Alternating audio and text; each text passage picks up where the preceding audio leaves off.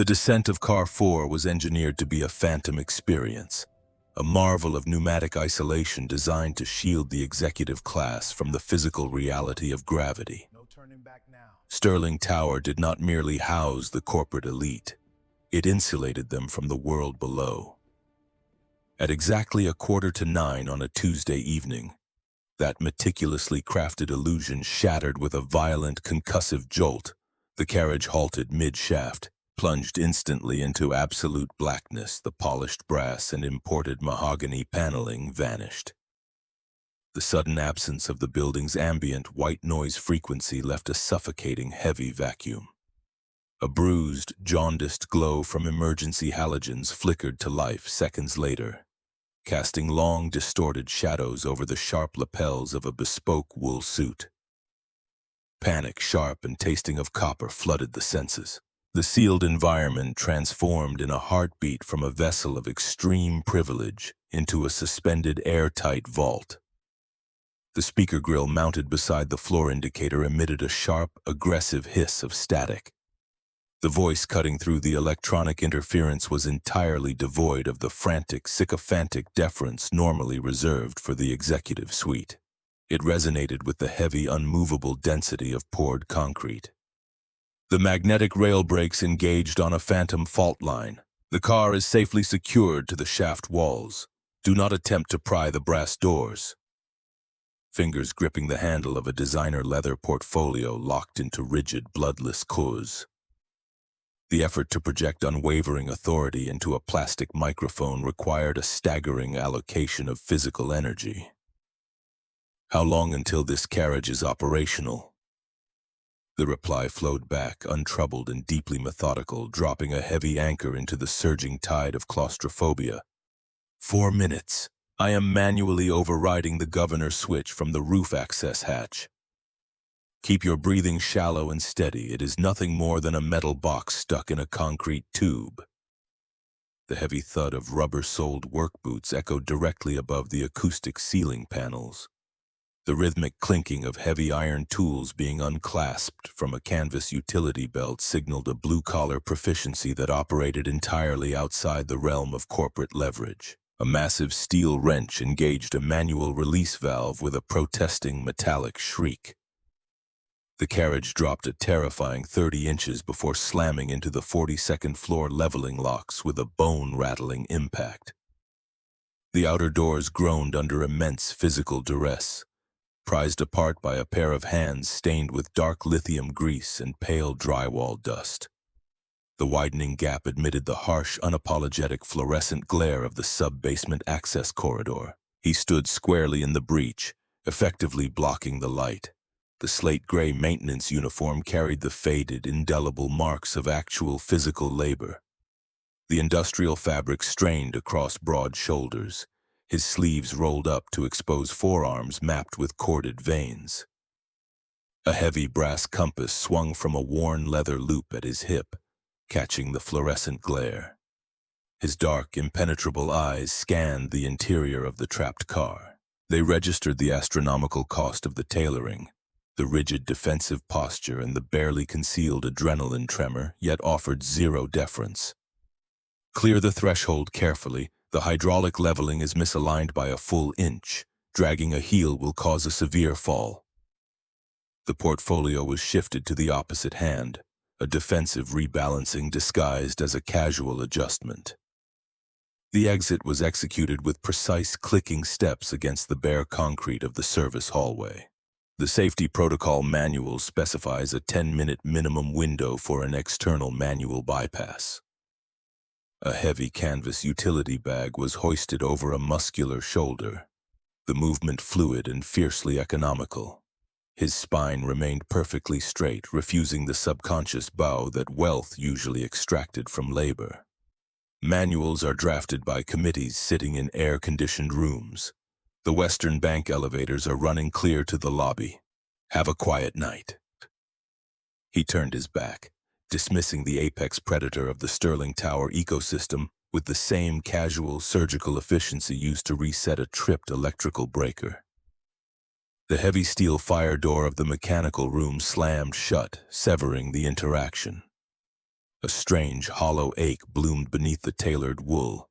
It was not the sting of insult, it was the paralyzing shock of striking an entirely immovable object. The top-floor penthouse offered a sweeping, panoramic dominance over the sprawling Chicago grid. The endless city lights bleeding into the absolute blackness of Lake Michigan.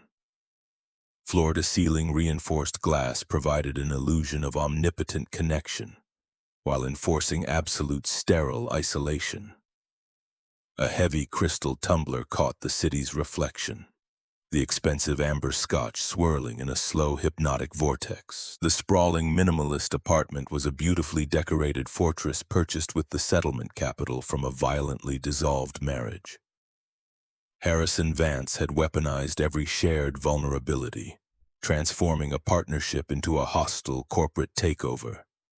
The resulting emotional armor was flawless, impenetrable, and slowly freezing the occupant to death.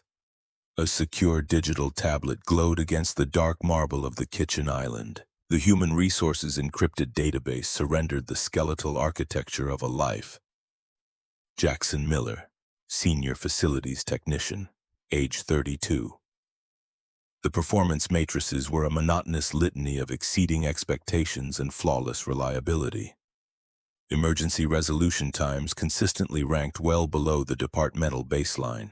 A red flag denoted a rejected offer for a supervisory promotion, the attached reasoning citing a non-negotiable demand for shift flexibility to accommodate family medical obligations.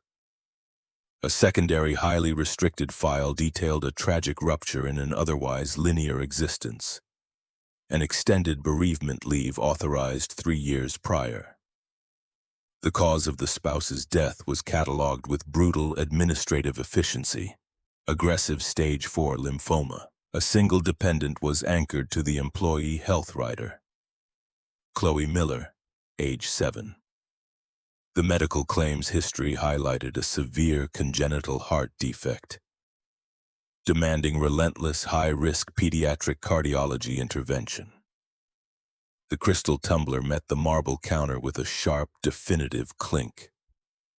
The man who had manually torn open the elevator doors carried a universe of devastating grief and terrifying financial responsibility on his back. Yet he navigated the subterranean levels of the tower with a grounded, unshakable certainty. He maintained the building's life support systems from the shadows, entirely invisible until the exact second catastrophic failure threatened. He was the living antithesis of the bespoke-suited board members, who smiled across mahogany tables while actively plotting her corporate execution. By late Tuesday afternoon, the climate control in the corner executive suite had been intentionally, systematically suffocated. The digital thermostat projected a flawless 72 degrees, yet the atmosphere grew increasingly oppressive, heavy with the manufactured crisis. A sheet of thick, corporate watermarked cardstock had been meticulously slid over the primary intake vent concealed behind a towering mahogany bookshelf. He crossed the threshold exactly 14 minutes after the priority ticket was generated. The familiar canvas utility bag was slung securely across his chest. He bypassed the hovering, anxious assistant without a word, stepping into the inner sanctum and moving directly toward the ceiling grate. The zone sensors are registering a massive pressure drop, but the ambient temperature holding pattern is stable. Something physical is choking the return duct. A silver fountain pen halted its fluid path across a dense logistics merger document. The silence inside the massive office thickened, charged with a heavy, unspoken electricity. The air quality felt completely unbalanced. I require the working environment to be mathematically exact. A folding aluminum ladder snapped open with 2 sharp metallic cracks. He ascended the rungs, a heavy-duty battery drill whining in brief, controlled bursts to remove the securing screws. His hand disappeared into the dark, dusty cavity of the ductwork, retrieving the pristine white paper obstruction. He descended, collapsed the ladder, and placed the corporate cardstock precisely in the center of the polished mahogany desk. Heavy bond paper. It creates a flawless vacuum seal over the intake fins. The environmental balance is restored. He offered no verbal accusation, The physical evidence rested between them, an undeniable testament to a juvenile, desperately fabricated maneuver. His dark, impenetrable eyes locked onto hers, projecting zero judgment, only a quiet, devastating comprehension of the game being played. Does the endless cycle of repairing things other people carelessly break ever exhaust you? The canvas bag was hoisted upward, the brass compass at his hip swayed, a heavy pendulum ticking away the quiet tension saturating the room. Objects break because they are utilized. Repairing them is simply the cost of keeping the grid functional. But intentionally fabricating a failure wastes hours that could be dedicated to things that actually matter. Have a productive afternoon. The exit was as sudden and absolute as the first encounter. The thick cardstock remained on the desk, a humiliating monument to a failed tactical approach. He remained completely immune to the gravitational pull of her executive status. The desperate urge to fracture his absolute composure transformed into a low, persistent hum in the back of her mind. It was a dangerous, consuming distraction from the hostile proxy maneuvers Harrison was quietly orchestrating on the corporate board. A man who refused to be bought, intimidated, or impressed was a statistical anomaly in the Sterling Tower ecosystem. He was a puzzle demanding resolution, a raw, unvarnished truth she desperately needed to touch. The ground floor lobby of Sterling Tower on a Thursday evening operated as a grand theater of corporate ambition. Mid-level finance analysts, legal aides, and junior vice presidents surged toward the revolving glass doors, a rushing river of imported wool, silk ties, and frantic caffeinated energy. The ambient acoustic noise was a dull, persistent roar of cell phone negotiations and clicking heels on imported Italian marble. He was kneeling near the eastern security perimeter, meticulously recalibrating a massive master thermostat panel. The slate-gray uniform formed a solitary island of blue-collar reality amidst a turbulent sea of corporate pretense. The private executive elevator chimed a soft, resonant note. The brushed steel doors parted. The atmospheric pressure of the entire lobby shifted in a microsecond. The surging crowd instinctively parted, conversations dying mid-syllable as the tailored silhouette stepped onto the marble floor. Every line of sight tracked the movement. The trajectory explicitly ignored the waiting black town car idling at the curb, bypassed the frantic waving gestures of the public relations director, and aimed with lethal precision toward the eastern wall. The sharp staccato click of heels terminated mere inches from the canvas utility bag. The heavy flathead screwdriver paused its rotation. He looked upward, a stark white smear of joint compound standing out against his dark forehead. The sprawling lobby plunged into an absolute breathless silence. 40 highly paid professionals froze in place, sensing a catastrophic, unprecedented collision of distinct social stratospheres. The voice that echoed across the vast marble expanse was stripped entirely of its boardroom armor. It carried a dangerous, unprecedented tremor of raw vulnerability. "I don't have a husband. I was wondering, can I have a date with you?" A heavy leather briefcase slipped from a paralyzing grip across the room, striking the floor with a sharp gunshot crack. Nobody dared to breathe. He did not offer a flattered smile. He did not scan the audience of gaping executives. He stood up with agonizing deliberation, wiping his hands slowly on a grease-stained shop rag. He looked down at her, his expression a fortress of absolute, unyielding moral clarity. "I have dignity. I deserve respect. My life and my daughter's life are not a public relations exercise designed to make you feel human." The rejection struck like a physical concussive wave, delivered without a trace of malice but loaded with absolute, devastating truth. He secured his tools, lifting the heavy bag. "I am employed to fix the infrastructure of this building, not the ruins of your reputation." He walked away. The elite crowd parted for him, offering a silent, stunned deference to a laborer who had just stared directly into the blinding sun of corporate power and refused to blink. The humiliation burned hot and fast, a public, searing dismantling of an ego that had required a decade of blood to construct. The rain drove in violent horizontal sheets across the Dan Ryan Expressway, the tires of the dark SUV hissing over the slick asphalt.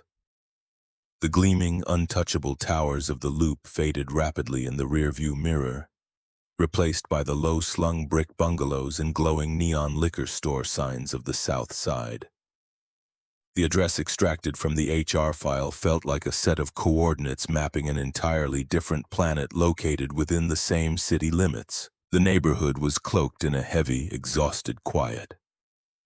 The SUV rolled to a halt across from a modest, impeccably maintained duplex. A rusted 10-year-old sedan sat in the cracked concrete driveway, its hood propped open beneath the harsh, unforgiving glare of a caged droplight. He was leaning deep over the engine block, violently wrestling with a stubborn serpentine belt, the freezing rain soaking straight through his faded cotton t-shirt. On the small, covered porch, sitting on the top wooden step, was a little girl swallowed by an oversized, bright orange winter coat. She was intently sketching in a spiral notebook, her chest heaving with a deep, rattling cough that echoed over the relentless drum of the storm. The expensive cashmere coat was instantly ruined as the heavy door of the SUV swung open. The short walk across the cracked asphalt felt infinitely longer than the drive from downtown. He looked up sharply, the heavy socket wrench freezing mid-turn, his jaw clamped tight, an immediate, impenetrable defensive wall slamming down as he stepped out from under the hood, placing his body squarely between the street and the porch. "You are a massive distance away from the penthouse." The designer armor was obliterated, dark hair plastered flat against pale, shivering skin. The arrogant, commanding presence of the marble lobby had been washed away by the cold, unforgiving reality of his neighborhood. "What I did in the lobby today was purely performative. It was deeply arrogant. You were absolutely right to walk away. I came here to apologize." The wrench was lowered slowly to his side. The dark, analytical eyes scoured the rain-soaked face, searching for the hidden angle, the manipulative corporate trap. "The apology is accepted. Now go back home. This neighborhood isn't constructed for your kind of games." A small, remarkably clear voice cut sharply through the sound of the driving rain, devoid of any adult social filters. "Are you the lady from the big building who doesn't know how to smile?" The girl stood up, the oversized orange coat trailing against the wet wood of the porch. Her breathing was visibly labored, a fragile, terrifying flutter visible at the base of her throat. She stepped forward, holding out a small, incredibly heavy object, the brass compass. "Daddy says this tells you exactly which way is home when the dark gets too big and scary. You look really, really lost."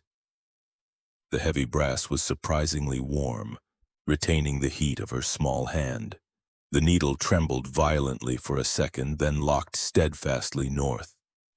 "I am lost. I have been completely lost for a very long time."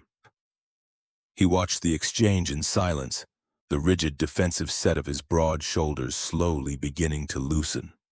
He wiped the toxic engine grease from his hands using a dirty rag retrieved from the fender. He looked at his fragile daughter, assessing her breathing, then looked back at the shivering, broken woman standing in his driveway. Intent doesn't erase impact. If you are standing here to play another game, leave right now. But if you are actually here to learn how to stand in the real world, there is a hot plate of food inside. The small living room smelled fiercely of roasted garlic and worn, clean fabric. It was a space aggressively defended against the harshness outside. The transition over the threshold was the crossing of a profound boundary. The heavy oak door clicked shut, locking the storm, the corporate empire, and the crushing weight of the past firmly outside. The true architecture of connection was finally ready to be built. The heavy oak door clicked shut, the brass deadbolt sliding into the strike plate with a definitive, grounding thud. The violent horizontal rain and the relentless mechanical hum of the Chicago grid were instantly severed. The interior of the duplex did not attempt to mimic the sprawling, minimalist luxury of the 45th floor. It was a space aggressively dedicated to survival and warmth. The air smelled fiercely of roasted garlic, smoked paprika, and the sharp, clean scent of lemon floor wax. The furniture was second-hand, heavily worn at the armrests but arranged with a meticulous, undeniable dignity. Every surface was spotless. A faded, heavy cotton towel was thrust into a trembling hand. The slate-gray maintenance uniform absorbed the ambient light of the hallway, a stark contrast to the ruined, dripping designer cashmere pooling dark water onto a woven entryway rug. He did not offer an apology for the cramped dimensions of his home, nor did he rush to accommodate the sudden disruptive arrival of a billionaire. He simply provided the practical mechanics of shelter. Dry your hair. The temperature drops fast in this neighborhood, and pneumonia does not care about your tax bracket. The heavy towel smelled faintly of industrial laundry detergent and cedar. The abrasive texture against cold, pale skin was a physical shock, stripping away the final clinging remnants of the Ice Queen persona. The meticulously constructed corporate armor was entirely useless in a room dominated by a chipped formica table and a rattling baseboard heater. He moved toward the narrow kitchen, his heavy boots making no sound on the worn linoleum. The space was an exercise in extreme calculated efficiency. A cast-iron skillet sizzled over a blue gas flame, the rhythmic chop of a heavy kitchen knife against a wooden board measuring the quiet tension in the room. He did not look over his shoulder. He did not ask for permission or approval. He operated within his domain with the absolute, unquestionable sovereignty of a father who held the entire world together with calloused hands and a wrench. Sitting at the edge of the kitchen table, the little girl watched the intrusion with wide, unapologetic eyes. The oversized orange coat had been discarded, revealing a fragile, narrow chest enveloped in a thick fleece sweater. A terrifyingly organized plastic pill dispenser rested beside a glass of water. The amber compartments sorted by day and hour. The reality of the congenital heart defect was not hidden. It was a central, structural pillar of the household. "You look like a drowned rat." The observation was delivered without malice, a purely factual assessment from a 7-year-old who had spent too much time in sterile pediatric wards to bother with polite, adult fictions. A thick crayon was dragged across a piece of construction paper, adding a jagged red line to a complex drawing of a mechanical gear system. "I feel exactly like a drowned rat." The admission tasted strange, a rusted, unused vocabulary word scraping against the throat. A small, gap-toothed smile broke across the girl's face, a sudden, brilliant flash of warmth that entirely altered the atmospheric pressure of the small room. "Daddy says rich people don't get wet because they buy the sky. I guess he was wrong about that." The chopping in the kitchen ceased. A heavy white ceramic plate was set down on the chipped formica, directly over the crayon marks. The meal was fundamentally simple: roasted chicken, blistered green beans, and seasoned potatoes. But the steam rising from the cracked ceramic carried the weight of an absolute, undeniable reality. It was a grounding anchor in a world entirely unmoored. The sky belongs to the storm. Money just buys a slightly heavier umbrella. Eat the food before it goes cold.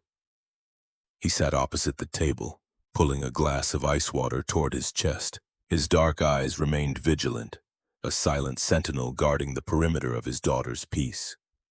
The fork felt unusually heavy in a manicured hand. The silence stretching across the small table was completely devoid of the toxic, calculating electricity of a corporate boardroom. There were no hidden agendas simmering beneath the roasted garlic. There was only the brutal, honest transaction of a shared meal. "Why did you walk away today?" The question slipped out, bypassing the internal, highly paid legal counsel that usually filtered every syllable. The need to understand the mechanics of his absolute defiance overrode the instinct for self-preservation. He did not pause. He did not look away. The brass compass resting on the table beside his water glass caught the dim overhead light. "A fortress keeps the enemy out, but it also starves the people inside. You built a tower of ice to protect yourself, and you expected me to freeze alongside you just for the privilege of standing in your shadow. I refuse to be cold." The blunt force trauma of the truth shattered the remaining glass walls of her ego. The defense mechanisms honed over a decade of hostile takeovers and a vicious bloodletting divorce were rendered entirely obsolete. He was not attacking her wealth, he was mourning her humanity. I forgot how to be anything else. The armor became the skin. The small hand holding the red crayon paused. The little girl looked up, her breathing slightly labored, a faint rasp echoing in the quiet kitchen. Turtles have shells because they are soft on the inside, but they still have to stick their heads out to eat. If you never stick your head out, you starve. The absolute profound wisdom of a chronically ill child struck with the precision of a sniper round. The tears did not build slowly. They crested and broke in a sudden silent wave. The woman who routinely dismantled international supply chains without blinking sat at a chipped formica table in the south side of Chicago and wept into a faded gray towel. He did not rush to comfort her. He did not offer empty, placating syllables. He simply reached across the table, his rough, grease-stained fingers briefly covering her trembling, manicured hand. It was an anchor point. It was permission to shatter. Respect isn't deposited in a bank. It is forged in the dark. You are allowed to be human here. The drive back to the Gold Coast penthouse hours later was a journey across a newly fractured paradigm. The rain had ceased, leaving the city slick and reflective under the amber glow of the streetlights. The sprawling, multi-million-dollar apartment felt terrifyingly cavernous. The silence was no longer a luxury, it was an indictment. The reflection in the floor-to-ceiling glass was unrecognizable. A woman stripped of her corporate camouflage, holding a terrible, hollow truth. Sunrise brought the brutal, unforgiving return to the apex of the Sterling Tower ecosystem. The 45th floor smelled of imported leather, high-grade espresso, and predatory ambition.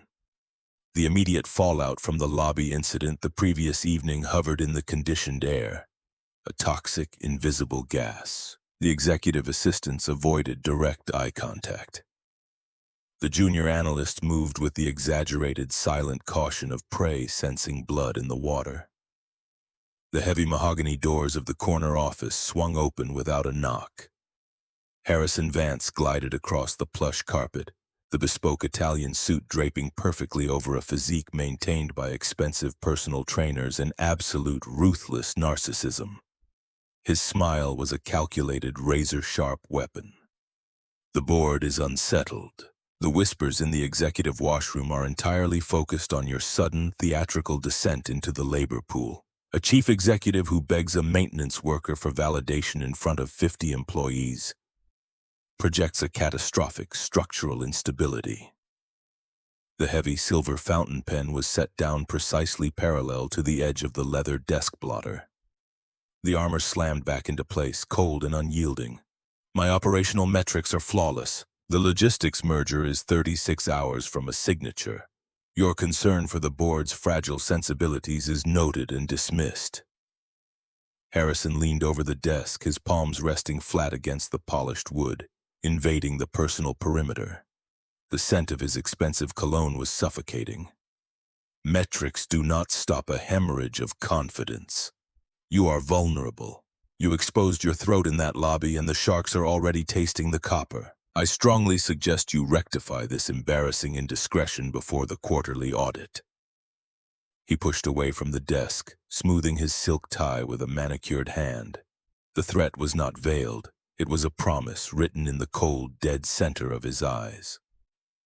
Harrison Vance did not issue warnings out of compassion. He was actively mapping the structural weaknesses of the fortress, preparing to set the charges. The door clicked shut, leaving a toxic residue in the room. The perspective had entirely shifted. The glass walls of the office no longer felt like a vantage point. They felt like a beautifully designed cage. The gaze drifted downward, past the spreadsheets and the merger documents, staring at the small rectangular aluminum grate of the air return vent near the baseboard. The building was a living, breathing machine, and she had spent her entire tenure entirely blind to the veins and arteries that kept it alive. She thought of the calloused hands that turned the valves, the heavy boots that walked the dark subterranean corridors, and the terrifying, fragile heartbeat of a 7-year-old girl that anchored the entire operation. The transition from the executive floor to the south side ceased to be an anomaly. It rapidly calcified into an absolute non-negotiable necessity. Tuesday evenings were systematically blocked out on the master corporate calendar, fiercely guarded against the relentless encroaching demands of the empire. The sleek black town car was dismissed blocks away. The commute on the elevated train became a ritual shedding of the corporate skin. The heavy deadbolt of the duplex clicked open to reveal a sanctuary that demanded no performance. The routine formed with an unspoken, desperate gravity. The corporate titan was relegated to chopping vegetables with a dull paring knife, standing hip to hip with a man who measured his words as carefully as he measured the voltage on a commercial breaker panel. The vast, terrifying chasm of their economic disparity was entirely neutralized by the searing heat of the cast-iron skillet and the constant underlying anxiety of the pediatric pill organizer. The blue pill is for the fluid in my lungs. The white pill makes my heart remember how to beat in a straight line. Chloe sat on the edge of her narrow bed, her thin legs dangling over the faded quilt. The plastic star projector cast slowly rotating bruised purple galaxies across the popcorn ceiling. The respiratory hum of the small HEPA filter in the corner was the constant soundtrack of their existence. You have to read the chapter about the supernovas. Daddy does the exploding sounds, but he is terrible at the alien voices. A battered hardback encyclopedia of space was thrust into hands accustomed to holding multi-million-dollar legal briefs. The chair beside the bed was hard, uncompromising plastic. The demand for a bedtime story was absolute, a test of vulnerability that carried higher stakes than any shareholder meeting. The throat cleared, adjusting to a register it had not utilized in a decade. The initial sentences were rigid, possessing the clipped, formal cadence of an earnings report, but the dark, expectant eyes of the child demanded a surrender of authority. The voice softened, stumbling slightly over the theatrical demands, forcing a clumsy, desperate attempt at a high-pitched alien frequency. A small, sudden giggle erupted from the bed. It was a fragile, crystalline sound that instantly shattered the remaining ice around the heart. You sound like a robot trying to be a bird, but it's better than Daddy's. Leaning against the doorframe, half swallowed by the shadows of the narrow hallway, he watched. His arms were crossed over his broad chest, the heavy canvas work pants stained with joint compound. He did not smile, but the fierce, guarded perimeter around his eyes had visibly lowered. He was watching the Ice Queen melt, measuring the authenticity of the thaw with the brutal, uncompromising standard of a father protecting his only remaining light. The house fell quiet an hour later, the silence thick and heavy. The back porch was freezing, the autumn wind coming off the lake, carrying the sharp, bitter bite of impending winter. 2 cracked ceramic mugs of dark, over-roasted coffee steamed in the dark. He sat on the top wooden step, his knees spread wide, rolling the heavy brass compass continuously between his thick fingers. The mechanical click of the metal hinge was a steady, rhythmic metronome against the howling wind. She remembers everything. The doctor said the lack of oxygen during the early surgeries might blur her cognitive retention. They were wrong. She remembers the exact shade of blue her mother wore on her last birthday. The steam curled upward from the mug, dissolving rapidly into the freezing air. The confession was a heavy, iron weight placed deliberately between them. You keep the compass to make sure she never forgets the coordinates. The compass stopped spinning. He closed his large hand over the brass casing, concealing it entirely. I keep the compass to make sure I don't walk into the ocean. The gravity of the past is massive. It takes a terrifying amount of energy to achieve escape velocity. He turned his head, his dark eyes locking onto hers through the freezing dark. The raw, unfiltered intensity of his gaze was a physical force. Second love honors the first. It is the ultimate proof that the capacity to build something enduring was not buried in the ground. but I will not drag my daughter into a war zone. Your world is built on blood. If you bring that violence to my doorstep, I will lock the deadbolt and you will never see the inside of this house again." The ultimatum was delivered without raising his voice. It was an absolute, unshakable boundary established by a man whose dignity was entirely non-negotiable. "I am dismantling the war zone. I just need time to defuse the charges." The coffee cooled rapidly in the bitter wind. The fragile, newly formed bridge between the penthouse and the south side was holding, but the structural integrity was about to be tested by a catastrophic external pressure.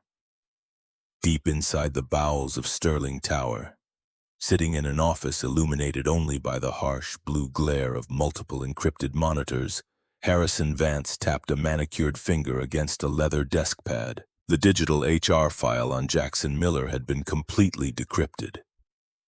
The medical riders, the devastating out-of-pocket maximums for pediatric cardiology, the terrifying, precarious financial tightrope of a blue-collar worker keeping a sick child alive.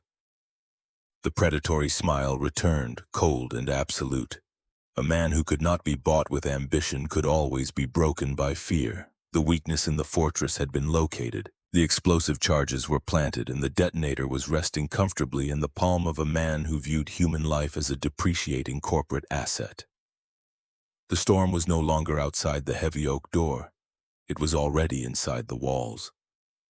Mình đã hoàn thành 2.500 từ đầu tiên của Part 2, bao gồm chương 6, 7 và 8, bí mật bị rò rỉ, cơn nguy kịch của Chloe, sự từ bỏ cuộc họp 90 triệu đô la của Eleanor, và đỉnh điểm là cảnh Jackson xé tô xét hối lộ 500.000 đô la để bảo vệ lòng tự trọng. Toàn bộ văn bản đều được viết theo đúng văn phong cinematic, không dùng dialogue tags, liên tục đẩy cao trào và xoáy sâu vào nội tâm nhân vật theo chuẩn công thức 65 cộng của bạn. Dưới đây là phần văn bản.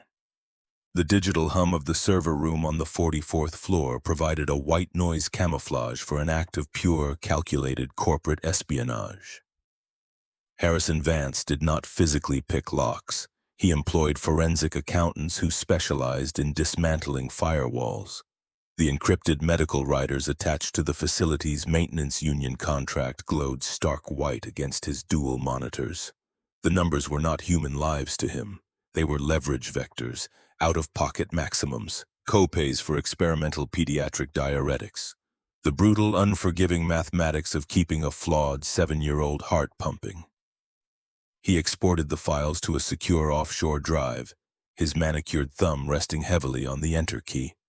The blueprint for a surgical strike was complete. A chief executive could survive a bad quarter, but she could not survive the optics of a scandalous liaison with a financially desperate laborer while her company's stock wavered. The autumn morning arrived with the metallic taste of impending frost, the Chicago wind carrying a vicious bite off the lake. The rusted sedan groaned in the driveway, its heater core struggling to push lukewarm air over the cracked dashboard. Jackson gripped the worn steering wheel, his eyes tracking the rearview mirror with the hypervigilance of a soldier traversing a minefield.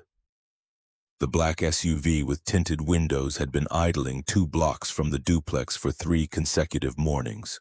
It was not a neighborhood vehicle. It possessed the sleek, predatory lines of private security or aggressive tabloid journalism. The invisible barrier protecting the Southside sanctuary had been breached. The toxic radiation of Sterling Tower was leaking into the streets where his daughter rode her pink bicycle. The heater sounds like a sick dinosaur. A small, mittened hand patted the dashboard. Chloe sat strapped into the back seat, the oversized orange coat zipped to her chin. Her breathing was shallow, a faint, rhythmic wheeze that immediately tightened the muscles across his broad back. He adjusted the vent, directing the meager airflow toward her freezing knees. Dinosaurs were tough. They survived the Ice Age until the very end. We just need to survive until the school bell rings. He pulled into the drop-off lane of the brick elementary school. The normal, chaotic swarm of parents and children was entirely disrupted. 3 individuals holding telephoto lenses stood aggressively near the chain-link fence. The flashbulbs erupted in rapid, blinding succession the moment the sedan's tires bumped against the curb. The invasion was absolute. The privacy required to manage a chronically ill child was violently stripped away, sold for clicks on a financial gossip blog. Jackson did not shield his face. He threw the transmission into park, his heavy work boots hitting the asphalt with definitive force. He walked around the hood of the car, his broad shoulders eclipsing the intrusive lenses, physically blocking the assault. He opened the rear door, unbuckling the small harness with steady, unhurried hands. "Look right at my chest. Do not look at the flashing lights. They are just tourists who got lost on the way to the zoo." He lifted her out, wrapping his heavy canvas jacket around her fragile shoulders, and carried her through the gauntlet. The shouted questions about the sterling CEO and corporate payoffs dissolved into meaningless static against the roaring adrenaline in his ears. He handed her to the terrified school nurse at the double doors, turning back only when the reinforced glass clicked shut. The glare he leveled at the paparazzi was completely devoid of fear. It was a promise of absolute, uncompromising violence if the perimeter was breached again. 40 blocks north, the atmosphere inside the apex boardroom of Sterling Tower was pressurized to the point of structural failure. The $90 million logistics merger sat on the expansive mahogany table, a mountain of dense legal briefs bound in thick leather. 14 partners from a rival firm sat like stone gargoyles, their expensive fountain pens poised for the final bloodletting signatures. The air conditioning was perfectly calibrated, yet the tension in the room caused high-end silk ties to feel like hangman's nooses. Eleanor sat at the head of the table. The Ice Queen armor was fully engaged, a flawless, impenetrable facade projecting absolute dominance. She systematically dismantled a contested indemnity clause, her voice a precise surgical instrument cutting through the opposing counsel's bluster. But the internal compass was entirely misaligned. The adrenaline of the kill, a sensation that had fueled her entire adult existence, felt completely hollow. The taste of victory was ash. The memory of a cramped kitchen and a chipped formica table superseded the sprawling panorama of Lake Michigan stretching out behind her. A heavily encrypted cell phone, strictly banned from active merger negotiations, vibrated silently in the deep pocket of her tailored blazer. The physical sensation was a localized earthquake. Only one person possessed that direct, secure number. The man who repaired her air ducts did not call during business hours unless the sky was falling. In a cramped, brightly lit room at the elementary school, the sky had already fallen. The fragile equilibrium holding a 7-year-old heart together had catastrophically snapped. Jackson knelt on the linoleum floor, his heavy hands gripping small, trembling shoulders. The rattling cough had morphed into a desperate, wet gasp for oxygen. Chloe's lips were turning a terrifying, translucent shade of blue. The school nurse was shouting into a landline, her voice cracking with pure panic, detailing oxygen saturation levels that were plummeting toward a fatal threshold. "Look at me. Look right into my eyes. Follow my breathing." The instruction was delivered with an iron calm that completely masked the absolute consuming terror tearing through his nervous system. He inhaled deeply, exaggerating the expansion of his broad chest, willing his daughter to mirror the mechanical function. But the biological machinery was failing. Her eyes, usually so bright and fiercely observant, were rolling back, the pupils dilating in the grip of systemic hypoxia. The wail of an approaching ambulance siren cut through the neighborhood, a screaming herald of the nightmare he had spent 3 years battling to prevent. The vibration against the tailored blazer ceased, followed instantly by a second sustained tremor. The opposing lead counsel was halfway through a dense monologue regarding offshore tax liabilities. The words devolved into meaningless, buzzing white noise. The heavy silver pen slipped from manicured fingers, clattering loudly against the polished mahogany. The sound severed the boardroom monologue. 14 pairs of eyes snapped toward the head of the table, expecting a ruthless counteroffer. Eleanor stood up. The movement was entirely unhurried, yet it carried the explosive, disruptive force of a detonated charge. She did not look at the merger documents. She did not offer a polite, fabricated excuse regarding a restroom break or a sudden executive conflict. She reached into her pocket, extracting the vibrating phone. The screen displayed a single terrifying word: emergency. "The negotiation is suspended. I am leaving the building." The lead opposing counsel dropped his glasses, his face flushing a deep, mottled red. Harrison Vance, sitting 3 seats down, leaned forward, a dangerous, calculating gleam igniting in his eyes. "If you walk out of this room, the terms of this acquisition expire in exactly 60 minutes. You are abandoning a $90 million structural expansion for a phone call. The board will view this as an unrecoverable dereliction of duty." The ultimatum hung in the refrigerated air, a massive, swinging guillotine. She looked down at Harrison, the man who had systematically dismantled her capacity for human connection. The choice was binary: the empire or the compass, the fortress of ice or the terrifying, vulnerable reality of a hospital waiting room. "The empire can burn. My priorities have shifted."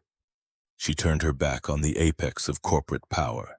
The heavy double doors of the boardroom swung open, and she walked out without a single glance backward, leaving behind a stunned, paralyzed audience of the city's most ruthless financial predators. The descent in the private elevator was an agonizing exercise in temporal distortion. Every passing floor was a lifetime wasted. The sleek black town car was abandoned at the curb. She sprinted down the rain-slicked concrete of Michigan Avenue, the designer heels violently discarded into a municipal trash can, running barefoot toward a waiting taxi. The armor was completely, permanently shattered.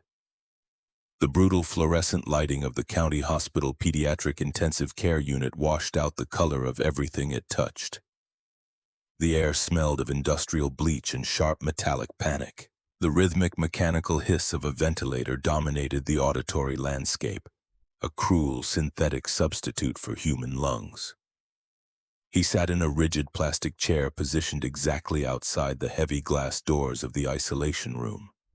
The slate-gray maintenance uniform was stained with dark, terrifying patches of sweat and desperation. He was leaning forward, his elbows resting heavily on his knees, his face buried deep in his calloused hands. The heavy brass compass hung motionless from his belt. The absolute unshakable foundation of the Sterling Tower maintenance crew had been reduced to a fragile, praying shell.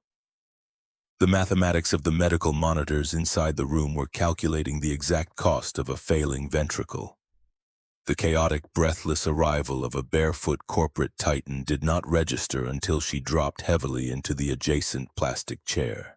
Her tailored wool suit was soaked with freezing rain, her feet bleeding from the frantic, jagged sprint across the city sidewalks. She did not offer empty, hollow platitudes about everything being fine. She simply reached out, sliding her cold, trembling hand over his locked, grease-stained knuckles. He slowly lifted his head. The dark eyes were rimmed with a profound, exhausted red. The walls defending his absolute autonomy had completely collapsed, leaving only the raw, bleeding core of a terrified father. "Her left ventricle is not pumping. The fluid is flooding the lungs. They are talking about an emergency bypass, but the pediatric surgeon on call is refusing to operate without a massive, upfront surgical deposit. The union insurance classifies the procedure as highly experimental." The words were choked, forced through a throat constricted by absolute suffocating despair. The financial barrier to his daughter's oxygen was a concrete wall he could not punch through. The brutal reality of American healthcare was actively starving his child of life. The grip on his hand tightened, possessing a fierce, terrifying strength born in corporate war rooms. The Ice Queen had not melted to become weak. She had melted to become lethal. "I will buy this entire hospital before I let them deny her a surgeon. I will wire the funds from my personal accounts in exactly 3 minutes."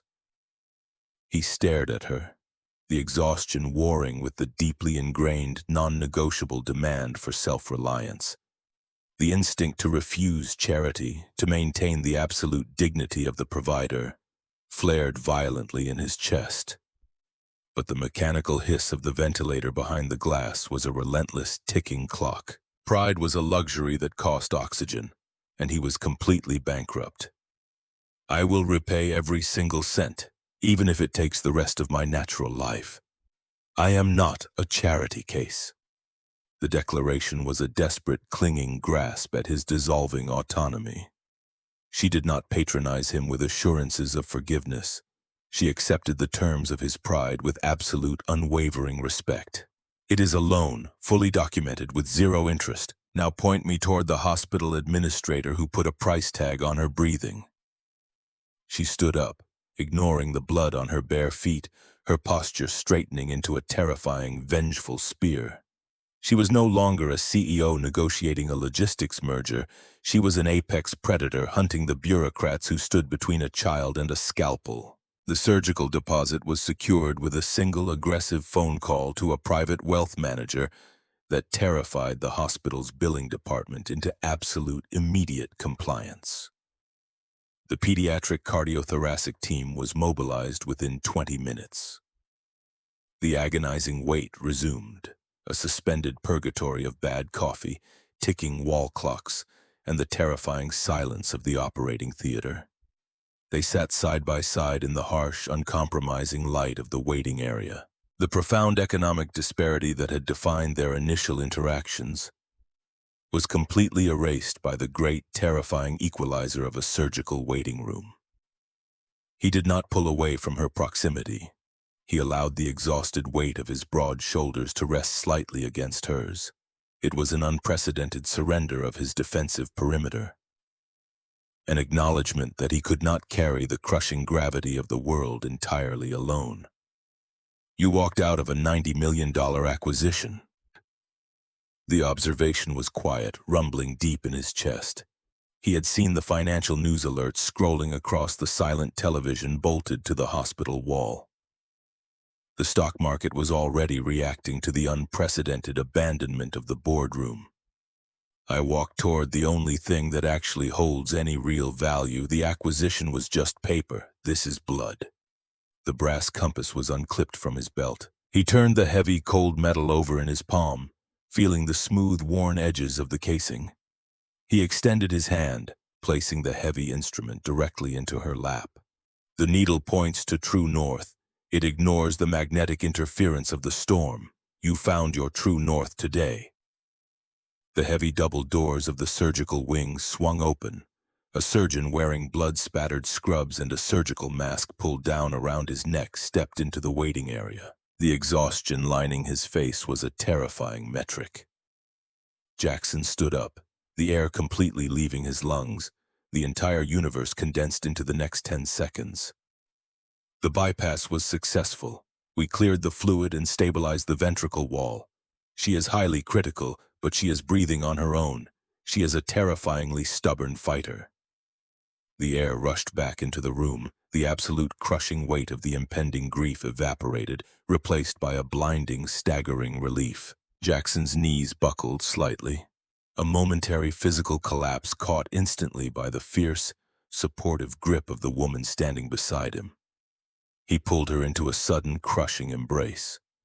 The contact was raw, desperate, and completely devoid of any remaining boundaries.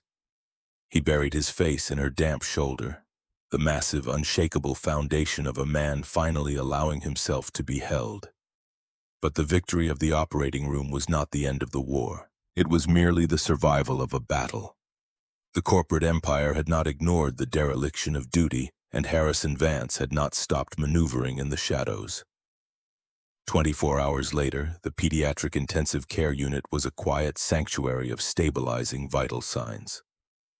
Chloe was asleep, heavily sedated, her chest rising and falling with a steady, organic rhythm that defied the mechanical monitors. Jackson sat in the plastic chair, his eyes fixed on the steady green line of her heartbeat. Eleanor had been forced back to Sterling Tower to manage the catastrophic fallout of the abandoned merger, promising to return the moment the board was pacified. The heavy glass doors of the ICU clicked open. The footsteps approaching were not the soft, rubber-soled tread of a trauma nurse. They were the sharp, authoritative clicks of expensive Italian leather. Harrison Vance stood at the foot of the narrow hospital bed. The bespoke suit was an aggressive, hostile intrusion into the sterile, sacred space of healing. He did not look at the sleeping child. His eyes were locked entirely on the exhausted, grease-stained man sitting in the plastic chair. The predatory smile was firmly in place, a weapon drawn and leveled. It is remarkable how quickly the facade of independence crumbles when the pressure is applied to the correct artery. You look completely exhausted, Mr. Miller. Survival is an incredibly expensive habit. Jackson did not stand up. He did not offer the respect of a defensive posture. He remained seated, his heavy hands resting on his knees, his dark eyes analyzing the threat with the cold, detached precision of a technician identifying a structural flaw in a load-bearing wall. You are trespassing in a restricted medical zone. State your business or I will have security physically remove you from this floor. Harrison reached into the breast pocket of his tailored jacket. He withdrew a sleek black leather checkbook and a heavy gold fountain pen. He stepped toward the small plastic tray table spanning the hospital bed, his movements deliberately slow and insulting.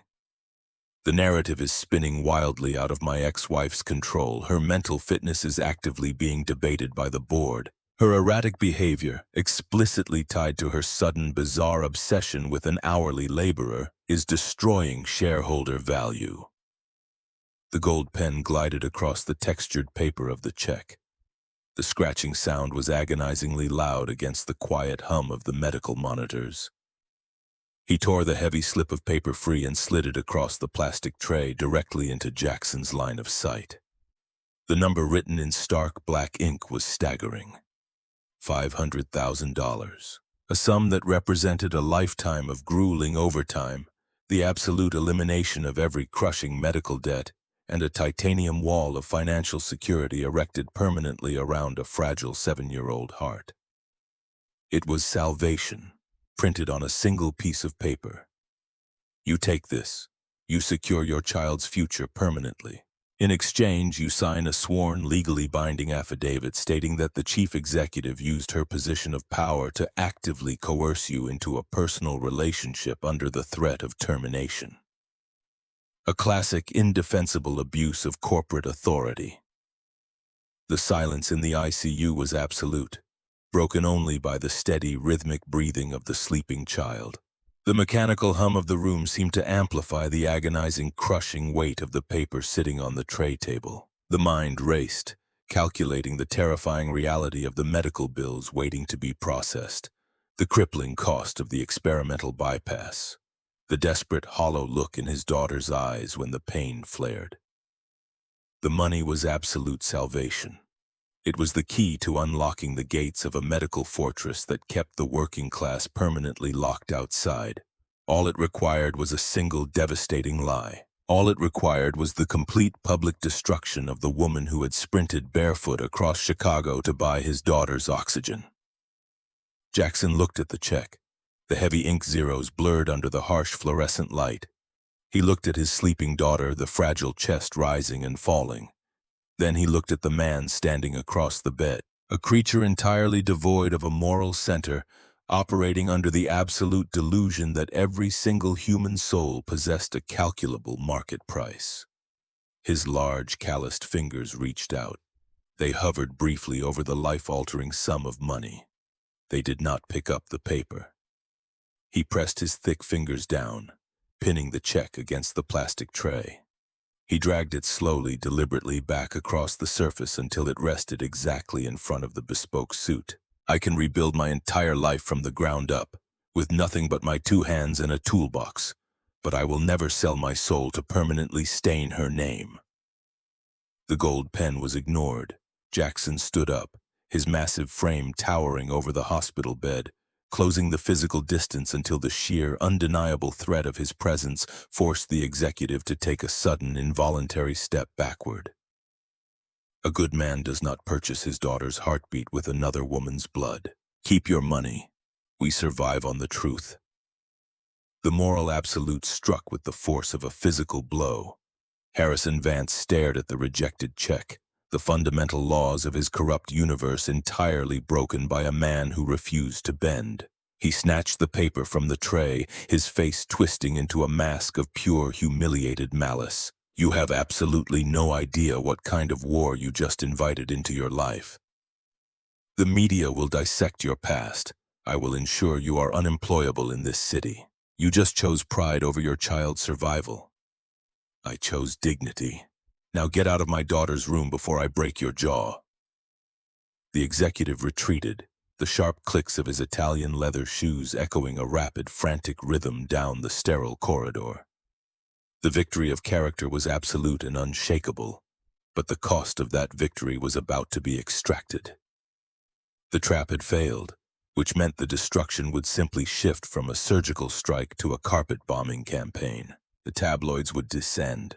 The paparazzi would swarm the hospital. The fragile peace he had bled to secure for Chloe was about to be violently incinerated in the crossfire of a corporate war.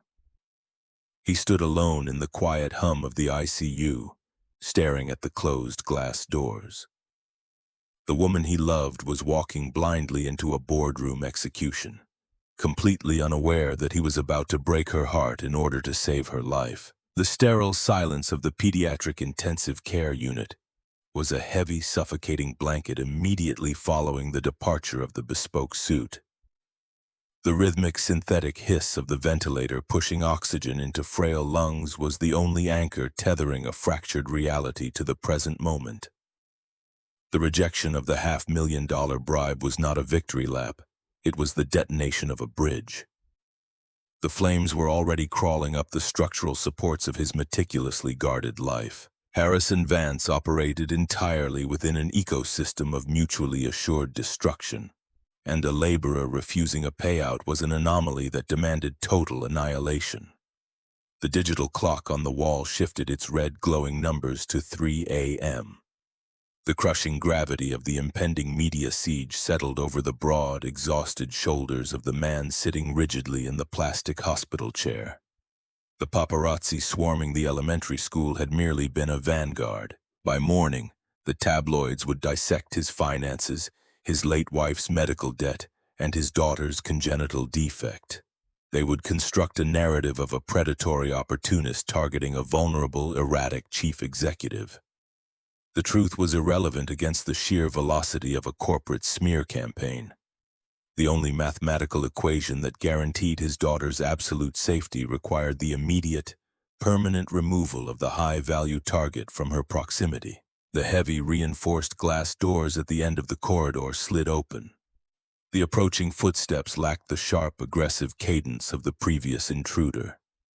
They were slower, dragging with the profound, bone-deep exhaustion of a woman who had just fought a brutal 4-hour holding action against a mutinous board of directors. She walked down the long, fluorescent-lit hallway carrying 2 cardboard cups of terrible cafeteria coffee. The tailored blazer was wrinkled, the silk blouse stained with a single drop of rain from the chaotic sprint across the city hours ago. The pristine, intimidating armor of the Sterling Tower apex predator was entirely absent. She looked utterly drained, yet her eyes locked onto the towering figure standing outside the isolation room with a desperate, luminous relief. She was a sailor who had navigated a catastrophic hurricane, finally spotting the solid, unyielding stone of a lighthouse. He stepped away from the glass window of the ICU. He did not close the physical distance between them. He stopped in the center of the corridor, his feet planted wide, his posture locking into a rigid, impenetrable barricade. The heavy canvas jacket hung stiffly from his frame. The warmth that had radiated from him during the terrifying hours of the surgical wait was completely, deliberately extinguished. She stopped 3 feet away, the cardboard cups trembling slightly in her hands. The sudden freezing drop in the atmospheric pressure between them was instantaneous. The relief in her eyes fractured, rapidly replaced by a creeping, suffocating dread. The interim board committee agreed to delay the vote of no confidence until Friday. It was a bloodbath, but I bought us 48 hours to control the narrative. He looked at the dark circles under her eyes, the physical toll of defending an empire she no longer valued. The urge to step forward to take the burning paper cups from her hands and pull her into the absolute safety of his chest was a physical agony. It required every ounce of disciplined blue-collar endurance he possessed to remain rooted to the linoleum floor. There is no narrative to control. The intersection of our lives was a structural error. It requires immediate correction. The words were delivered with a flat, mechanical precision. They contained zero malice, which made the impact infinitely more devastating.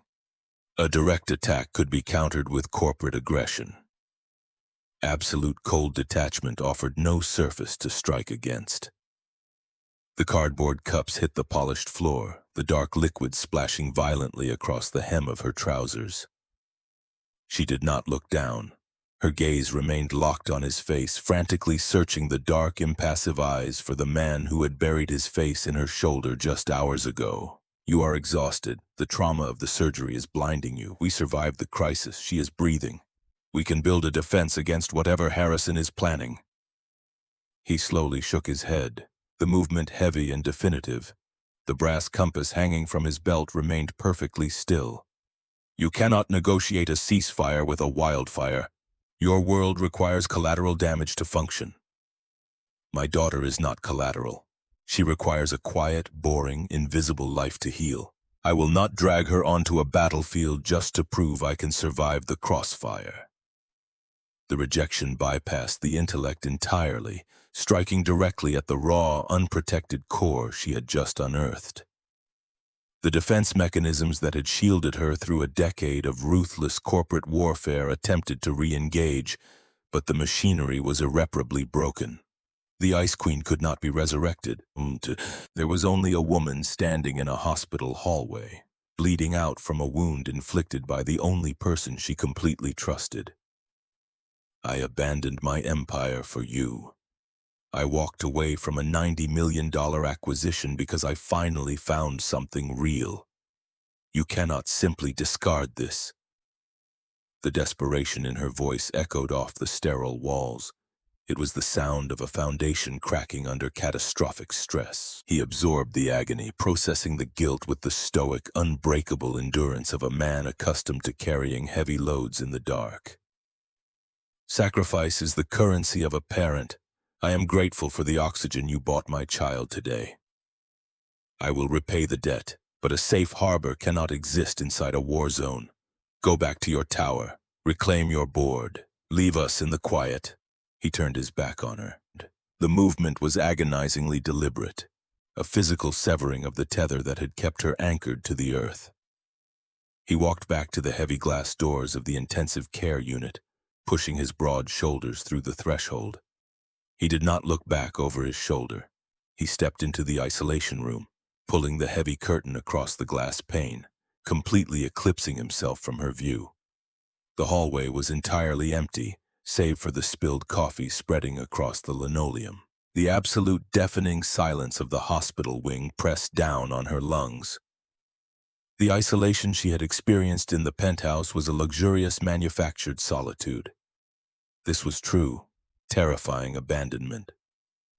The compass needle had spun wildly out of control, leaving her completely stranded in a freezing, hostile void. 72 hours evaporated into a blur of localized alarms, fluctuating blood pressure readings, and the agonizingly slow weaning of a 7-year-old from a mechanical ventilator. The media siege erupted exactly as predicted. The perimeter of the county hospital was lined with aggressively angled telephoto lenses.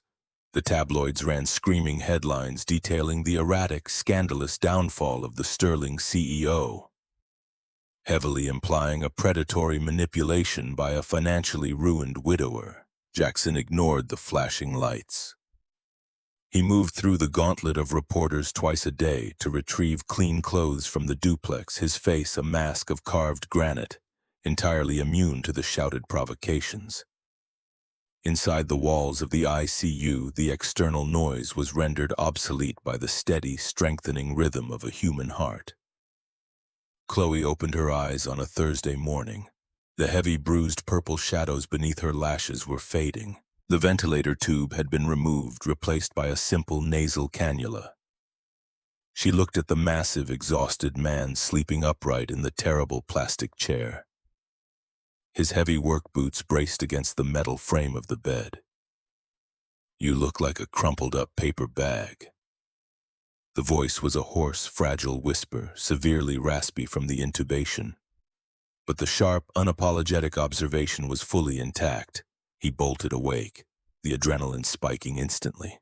The crushing weight of the past 4 days momentarily vanished, replaced by a blinding, staggering surge of gratitude. He leaned over the bed, his massive hands gently framing her pale face. "Paper bags are tough. They carry the groceries. How does your chest feel?" She touched the thick, white surgical dressing spanning her sternum. Her dark eyes, usually bright with chaotic energy, were incredibly solemn. "It feels like someone parked a truck on my ribs." Did the lady with no smile come back? The question was a precision strike. The carefully constructed emotional barricade shuddered. He smoothed the tangled hair away from her forehead, his voice dropping an octave, maintaining the steady, reassuring cadence of a protector. She had to go back to her big building. The people there needed her to fix things. The small dark eyes studied his face with the terrifying, unfiltered wisdom of a child who had spent her entire life watching adults attempt to hide the truth. "You sent her away. Your jaw is locked tight. It only locks like that when you are lying about being sad." He did not attempt to deny the accusation. He rested his forehead gently against the edge of the mattress, the exhaustion finally overriding the discipline. The absolute necessity of the sacrifice did not mitigate the agonizing, persistent ache in his chest. "Sometimes you have to lock the door to keep the monsters out, even if it means leaving the good things outside in the rain." By Friday evening, the medical crisis had fully stabilized. Chloe was transferred from the intensive care unit to a standard pediatric recovery ward. The immediate life or death urgency receded, leaving a vacuum that demanded to be filled with the brutal realities of survival. The hospital bills were mounting despite the massive upfront deposit. The paid leave from the facilities department was rapidly expiring. The corporate machinery of Sterling Tower awaited his return, entirely indifferent to the personal apocalypse he had just navigated. He left the hospital at midnight, leaving Chloe under the watchful eye of a trusted night nurse. The elevated train ride into the heart of the loop was a surreal, disjointed experience. The city glittered with oblivious electric energy. He badged into the subterranean loading dock of Sterling Tower, the heavy steel security doors sliding open to admit him into the concrete bowels of the empire. The maintenance locker room was empty, smelling faintly of ozone, floor wax, and damp industrial cotton. He walked to his assigned metal locker, twisting the combination dial with muscle memory. The heavy door groaned open. Inside, resting on the top shelf beside a spare pair of steel-toed boots, was a thick, battered leather logbook. It was the physical ledger of his professional existence. Every anomaly, every pressure drop, every replaced fuse over the past 36 months was meticulously documented in sharp, black ink. He pulled the heavy book down, carrying it to the scarred wooden table in the center of the break room. The harsh overhead fluorescent lights flickered slightly, a localized voltage drop that his trained ear registered immediately. He sat down, flipping the heavy leather cover open, the mind desperate for a mechanical problem to solve that did not involve pediatric cardiology or shattered relationships. Began to process the data. He was a diagnostician of concrete and steel. He understood how massive systems breathed, how they stressed, and how they ultimately failed. The sequence of anomalous work orders over the past 2 quarters had always bothered him. He began to trace the dates backward, cross-referencing the localized failures. The catastrophic pressure drop in the eastern HVAC grid in October. The cascading blown relays in the subterranean transformer vault in November. The sudden, inexplicable failure of the commercial water filtration system in January. Every single major systemic failure shared a terrifyingly identical signature. They were not organics breakdowns caused by age or standard wear and tear. They were highly localized, catastrophic failures of infrastructure that had supposedly been entirely overhauled and upgraded within the past 12 months. He pulled a folded stack of heavily redacted invoices from the back pocket of the logbook. He had retrieved them from a careless site manager's clipboard weeks ago. A nagging curiosity regarding the astronomical costs associated with standard preventative maintenance. He flattened the papers onto the scarred wood. Vanguard Solutions, a proprietary contracting firm exclusively authorized by the board's internal oversight committee to handle all critical infrastructure upgrades. He ran a calloused finger down the itemized billing codes. High-capacity commercial copper wiring, billed at a premium market rate. Industrial-grade HEPA filtration units for the executive levels. Titanium-reinforced valve seals for the primary boiler system. The realization struck with the concussive force of a physical blow. The mathematics were impossible. 3 weeks ago, he had personally spliced a damaged line in the eastern grid. The wiring inside the conduit was not high-capacity copper. It was cheap, substandard aluminum, highly susceptible to thermal overload. The filtration units on the 45th floor were basic commercial-grade paper, swapped out annually rather than monthly. The valve seals in the boiler room were standard rubber, already showing signs of advanced thermal degradation. The building was not aging. It was not suffering from deferred maintenance. The monolithic needle of glass and steel was being systematically, maliciously cannibalized from the inside out. He turned to the final page of the invoices. The authorization signatures required for the release of the massive capital expenditure funds were printed in bold, black ink. The primary signature belonging to the head of the Internal Oversight Committee was a name he recognized with absolute terrifying clarity: Harrison Vance. The man who had slid a $500,000 bribe across a hospital tray table was not merely a jealous, vindictive ex-husband orchestrating a corporate coup to soothe a bruised ego. He was a parasite actively draining the foundational lifeblood of the empire he claimed to be defending. The aggressive, orchestrated media smear campaign against the chief executive was not just about moral optics or boardroom leverage. It was a desperately accelerated, heavily funded smokescreen. The annual independent federal structural audit of Sterling Tower was scheduled to commence in exactly 4 days. Once the federal inspectors opened the drywall, peeled back the conduit housing, and tested the tensile strength of the infrastructure, the phantom components would be immediately exposed. The discrepancy between the $50 million billed by Vanguard Solutions and the cheap, failing scrap metal holding the building together would trigger an avalanche of federal indictments. Harrison desperately needed to oust the CEO and take absolute, unquestionable control of the audit committee before the inspectors arrived in the lobby. He needed to bury the bodies before the dogs started digging. The leather cover of the logbook was slammed shut. The sound cracked like a rifle shot in the empty concrete break room. The rejection of the bribe in the ICU had been an act of personal preservation. Walking away from the woman in the hospital corridor had been a desperate, agonizing attempt to shield his daughter from the blast radius of a corporate war. But safety purchased through willful blindness was a corrosive, toxic currency. A fortress built on lies will eventually crush its architect. But it will also crush the innocent people standing in its shadow. To walk away now, to simply punch his time card and ignore the rot spreading through the steel beams, was to allow a systemic predator to destroy a woman who had sacrificed her entire empire to buy his daughter oxygen. It was to teach a 7-year-old girl that bullies with checkbooks and bespoke suits dictate reality, while good men hide in the basement and sweep up the debris. He stood up from the scarred wooden table. The crushing, paralyzing exhaustion of the past week completely evaporated, incinerated by a sudden blazing surge of absolute moral clarity. The heavy, calloused hands that had spent 3 years fixing broken things were finally ready to break something intentionally. He walked to the metal locker.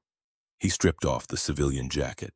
He pulled the crisp, freshly laundered slate-gray maintenance uniform from the hanger. He thrust his arms into the sleeves, snapping the heavy industrial buttons closed with rapid, methodical precision. He laced the steel-toed work boots, pulling the heavy nylon laces tight enough to cut off the circulation. He unclipped the heavy brass compass from the civilian belt and slid it directly into the breast pocket of the uniform, resting the cold metal directly over his rapidly accelerating heart. The needle was locked. The coordinates were set. Dignity is not merely the passive refusal of a bribe. It is the active, aggressive refusal to let a destructive lie stand unchallenged in the light. He picked up the heavy, battered leather logbook. He did not reach for the canvas tool bag. The impending confrontation required no wrenches or screwdrivers. It required the absolute, devastating weight of the truth, delivered by a man who had absolutely nothing left to lose. The freight elevator doors ground open, admitting him into the steel carriage. He pressed the button for the 45th floor. The ascent was not a phantom experience. It was a heavy, deliberate, unstoppable rise from the darkness into the blinding, unforgiving light. The war zone was active, and the laborer was finally stepping onto the battlefield. The freight elevator arrived at the 45th floor at exactly 2 in the morning. The executive level was a silent, pressurized tomb, entirely stripped of its daytime kinetic energy. Jackson did not proceed toward the boardroom. He bypassed the heavy mahogany double doors, navigating the labyrinth of restricted service corridors until he reached the primary architectural archive room.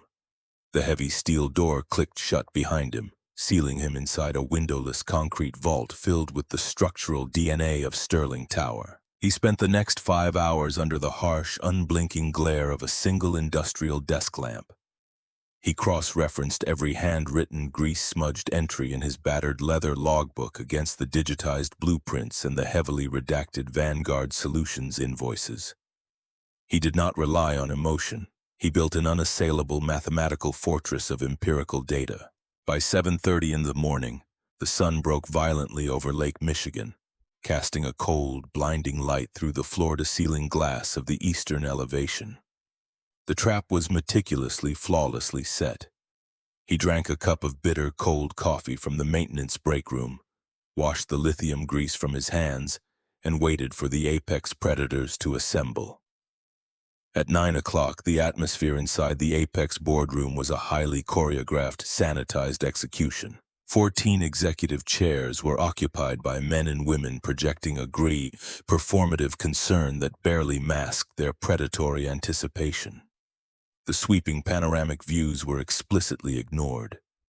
The heavy velvet blackout shades had been drawn tight, eliminating the natural morning glare to maximize the contrast on the massive digital projection screens.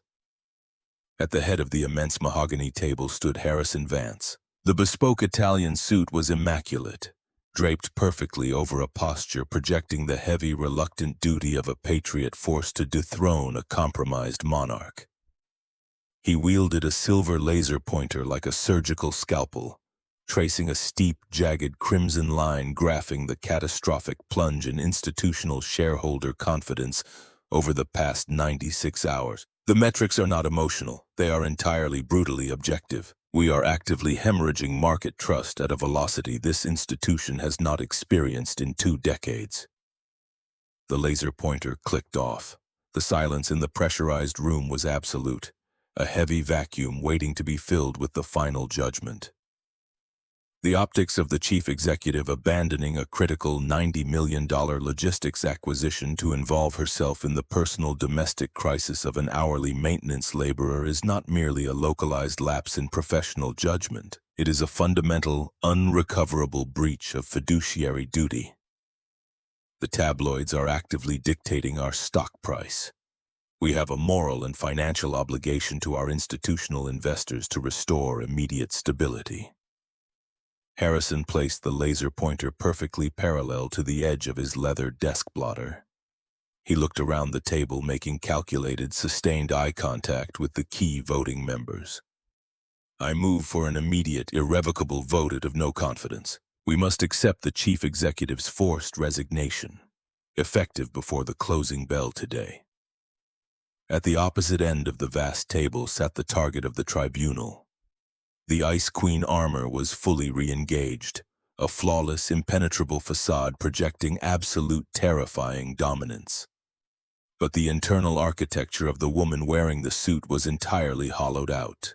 The bone-deep exhaustion of the pediatric ICU, the agonizing, freezing rejection in the hospital corridor, and the impending public loss of her corporate empire threatened a total systemic collapse. She stared at the polished mahogany, calculating the exact devastating cost of her briefly resurrected humanity. My personal life has not impacted a single tangible operational metric. The logistics merger was paused to reevaluate the target's debt ratio, a decision the auditing team fully supported before this manufactured media crisis began. The voice was steady, projecting an authority she no longer internally possessed. The defense was technically accurate but entirely useless. Truth held absolutely no currency in a room completely governed by optics and leverage. A chief executive who cannot manage her own public image cannot reliably manage a global supply chain. The vulnerability is structural. We simply cannot afford a leader who bends to unpredictable emotional whims. The vote was a predetermined formality. The necessary alliances had been brutally secured in dark steakhouses and encrypted emails days prior. Hands began to rise slowly around the table, a silent, synchronized betrayal orchestrated by the man smiling coldly at the head of the room. The heavy double doors of the boardroom did not open with a deferential, hesitant knock. They were pushed inward with a solid, unapologetic physical force. The heavy brass handles struck the interior walls with a resonating, violent clang that shattered the sanitized execution. The executive security detail stationed outside the primary lobby had been bypassed entirely. He had navigated the service corridors, a concrete labyrinth known only to the invisible laborers who kept the building breathing. Jackson stepped onto the plush, sound-dampening carpet. The slate-gray maintenance uniform was a jarring, violent disruption against the sea of bespoke wool and imported silk. He carried no designer briefcase. He carried a grease-stained, battered leather logbook and a thick, heavily taped manila envelope. The executive paralysis was immediate and absolute. 14 powerful individuals froze, their hands suspended awkwardly in the air, staring in profound shock at an apparition from the subterranean levels who had brazenly breached the inner sanctum. Corporate security has been notified. You are actively trespassing in a highly restricted executive zone. Remove yourself immediately. Harrison stepped forward, the carefully constructed mask of reluctant duty slipping instantly to reveal genuine, panicked rage. The presence of the laborer in the boardroom was an uncalculated variable that threatened the structural integrity of the entire coup. Jackson ignored the command entirely. The atmospheric pressure of the room did not intimidate a man who spent his life calibrating industrial boilers. He walked the length of the massive table, his heavy steel-toed boots sinking into the expensive carpet. He stopped directly across from the head of the table. He did not look at the woman sitting frozen at the far end. His dark, impenetrable eyes locked exclusively onto Harrison Vance. The heavy leather logbook was dropped directly onto the center of the polished mahogany table. The impact vibrated violently through the dense wood, rattling the crystal water glasses and causing 3 junior executives to physically flinch. I am a senior technician directly employed by this corporation. I am well within my designated operational zones when actively investigating a catastrophic systemic structural failure. The dark eyes swept the room, entirely devoid of intimidation or deference, projecting an absolute unyielding moral clarity. The vulnerability is structural. On that specific point, we completely agree. A thick, calloused finger opened the warped cover of the logbook, flipping past years of handwritten data to a specific, heavily bookmarked section.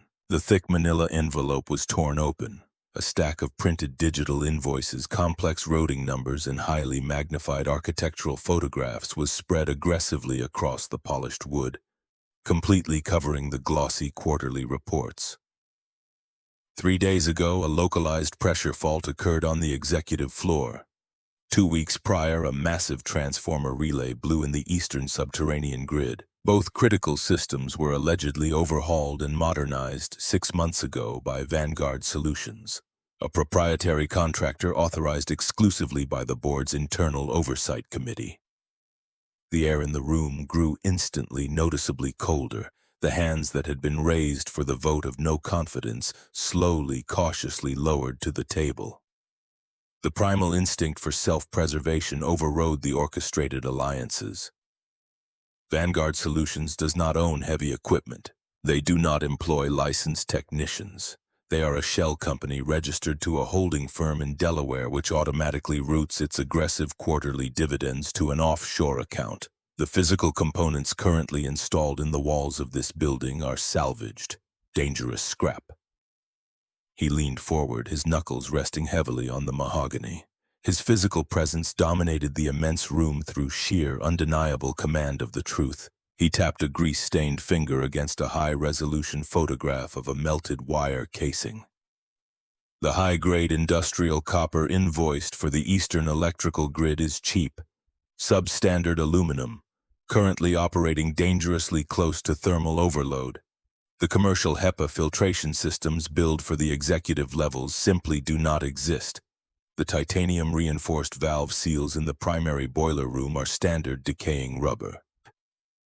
He shifted his gaze back to the man standing paralyzed at the head of the table. The absolute destruction of the corrupt architecture commenced.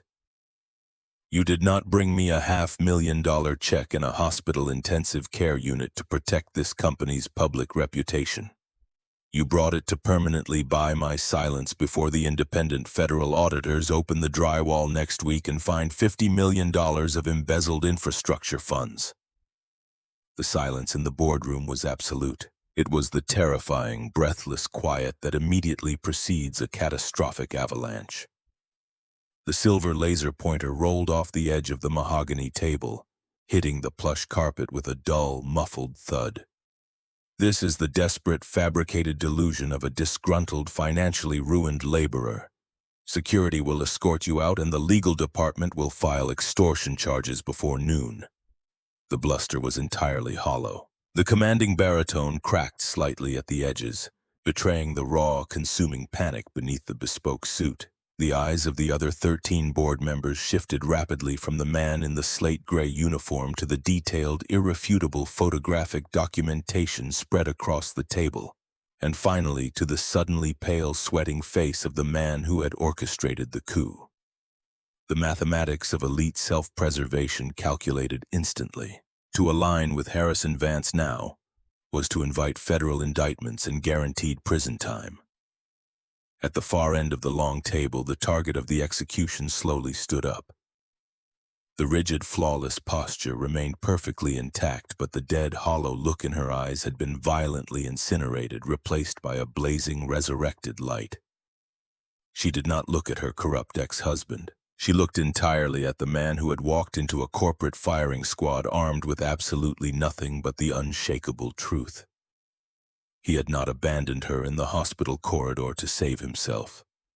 He had walked away to wage a war she could not see, positioning himself in the exact center of the blast radius to protect her from the fallout. The vote of no confidence is permanently suspended. The voice did not tremble. It resonated with the terrifying, absolute authority of a monarch reclaiming a stolen throne.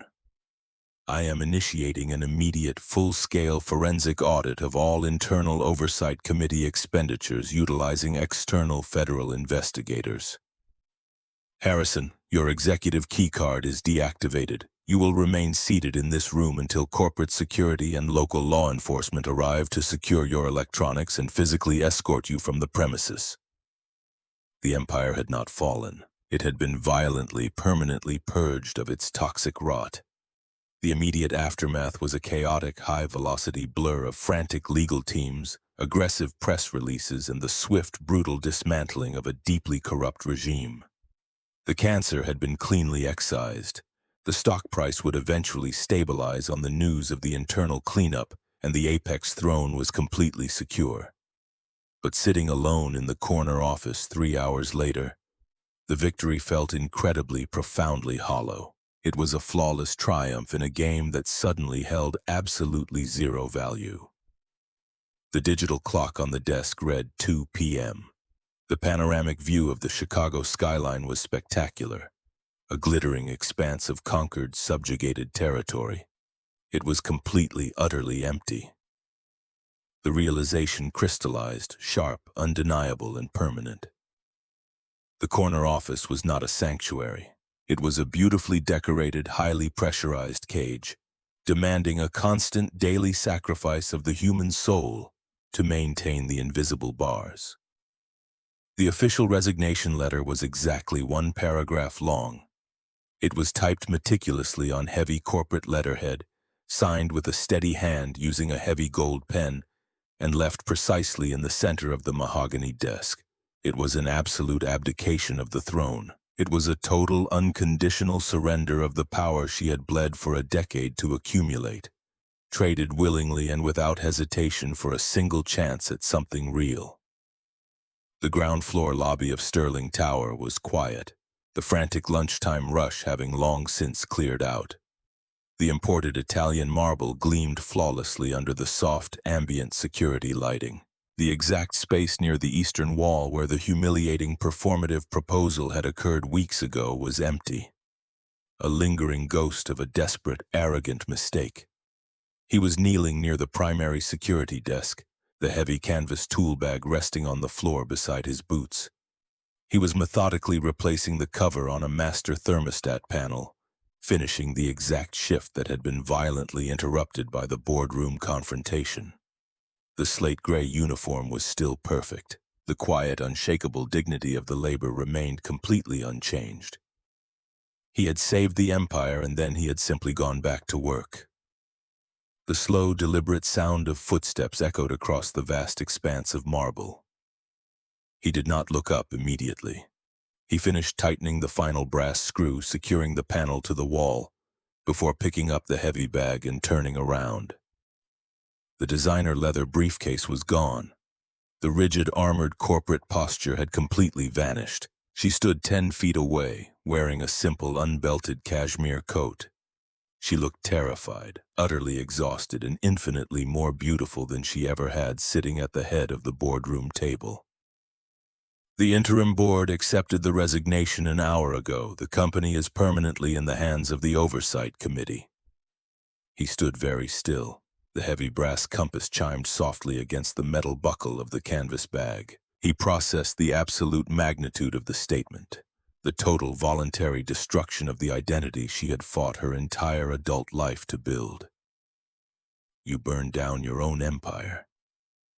The distance between them was slowly, agonizingly cluttered, step by deliberate step. The empire was built entirely on ice. It was freezing me to death. I am officially establishing a charitable foundation. We are going to build a dedicated pediatric cardiology wing at the county hospital. A wing where parents do not ever have to choose between total financial bankruptcy and their children's lives. She stopped 3 feet away, looking up directly into the dark, unreadable eyes. The vulnerability was absolute. She was stripped of all corporate leverage, completely devoid of financial safety nets, laying her entire unprotected existence bare on the marble floor. I am not asking for a public relations photo. I am not asking to borrow your authenticity to survive a news cycle. I am asking if there is a place for me in the real world. I am asking if I can come home with you. The silence stretched, thick with the lingering ghosts of past betrayals and the terrifying, crushing weight of future promises. He did not smile. The intensity in his gaze magnified, burning away any remaining lingering shadows of corporate doubt. He dropped the heavy canvas bag onto the floor. The sound echoed loudly through the empty lobby. Say it again. Look right at me when you say it. The tears finally broke. It was a warm, silent, devastating flood washing away years of carefully constructed, impenetrable armor. The Ice Queen shattered completely into 1,000 pieces, leaving behind a woman fiercely, desperately alive. I want to come home with you. I want to build a family. The rough, heavily calloused hands reached out, framing her face with a gentleness that entirely defied the harshness of the world he inhabited. He wiped away the tears with his thumbs. The kiss was not a cinematic, melodramatic crescendo. It was a desperate, grounding anchor. It was the sealing of a permanent pact made in the trenches of the real world, a promise that dignity and truth would always outlast performance. 2 years dissolved into the quiet, steady, unremarkable rhythm of a life actually lived. The Saturday morning sun streamed heavily through the wide, unobstructed windows of the expanded suburban kitchen. The harsh, cutting edges of the city skyline felt a million miles away. The kitchen counter was dusted with a chaotic, powdery layer of white flour, the immediate casualty of a fierce, ongoing culinary battle. A vibrant, unstoppable 9-year-old girl stood on a wooden stepping stool, her dark eyes flashing with triumphant, unfiltered mischief. The lingering, terrifying pallor of illness had been completely erased, replaced by the chaotic, relentless energy of a healthy, healing child. A faint silver scar peeked over the collar of her pajamas, a badge of survival rather than a mark of impending doom. "You flipped it way too early. The edges weren't bubbling yet. Now the middle looks like a geography map of a swamp." A heavy smudge of flour decorated the cheek of the former chief executive. She held the plastic spatula with a mixture of intense boardroom concentration and utter domestic defeat. She stared critically at the mangled piece of dough sizzling aggressively in the cast-iron skillet. It takes precise practice. The structural integrity of a pancake is surprisingly complex. The thermal dynamics are highly unpredictable. He leaned comfortably against the doorframe, a cracked ceramic mug of dark coffee resting in his large hand. He wore a faded cotton t-shirt and loose sweatpants. He watched the woman who had once ruthlessly commanded global supply chains desperately negotiate the physics of breakfast with a ruthless, highly critical 9-year-old. The heavy brass compass sat permanently on the kitchen windowsill. It caught the warm morning light, the needle resting, pointing steadfastly north. The warmth expanding in his chest was a physical presence, a profound, quiet, absolute victory over the dark.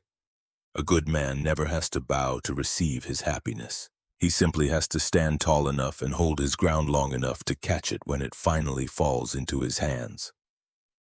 The transition from the frictionless, digitized stratosphere of corporate acquisitions to the abrasive, dust-choked reality of physical construction was a brutal, necessary education. 6 months after the violent purge of the Sterling Tower boardroom, the new pediatric cardiology wing of the county hospital was no longer a theoretical concept, printed on heavy corporate letterhead.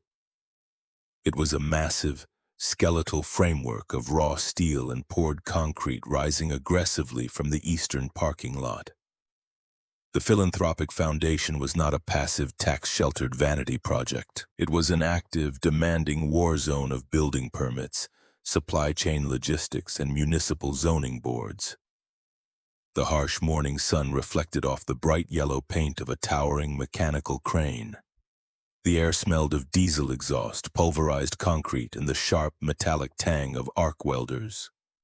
The environment was entirely devoid of polished mahogany and imported silk. A heavy, blueprint-laden folding table served as the central command post. A municipal subcontracting liaison, wearing an immaculate white hard hat that had clearly never seen a day of actual labor, tapped a manicured finger against a dense stack of ventilation schematics. His posture was a study in practiced bureaucratic condescension. The timeline is simply unmanageable if we insist on the customized dual redundancy HEPA filtration systems specified in these initial drafts. The city codes only require standard commercial air scrubbers. We can substitute the spaceline units, save the foundation nearly $750,000, and accelerate the grand opening by 6 weeks. It is a fundamental, pragmatic compromise. The woman standing opposite the table wore a faded denim jacket and heavily scuffed steel-toed boots. The flawless, terrifying executive armor had been completely abandoned. replaced by the pragmatic, dirt-stained uniform of a project manager actively walking the trenches. She stared at the contractor, the calculation in her eyes no longer evaluating profit margins, but calculating the exact human cost of compromised oxygen. We are building a recovery ward for children with structurally compromised immune systems. We do not compromise on the air they breathe. The baseline units are entirely insufficient for a sterile, post-operative environment.